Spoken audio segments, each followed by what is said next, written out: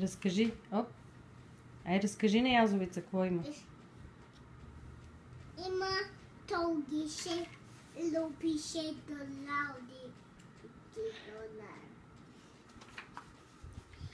Има жабка, има долауди, виж. Не мога да му прочете. Ето. Виж. Това е кол и ти си отнабари. Ей, къде си дала и ти го. И ти го ти дори. Браво, на Язовица сигурно много му харесва. Какво животинче има тук? Мишка.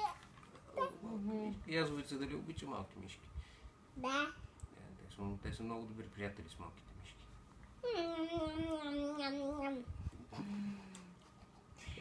Така ли правят добрите приятели? Талапата и си долориш.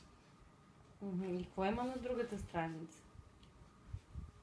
Няма разкажи на Язовица. Не ти му разкажи.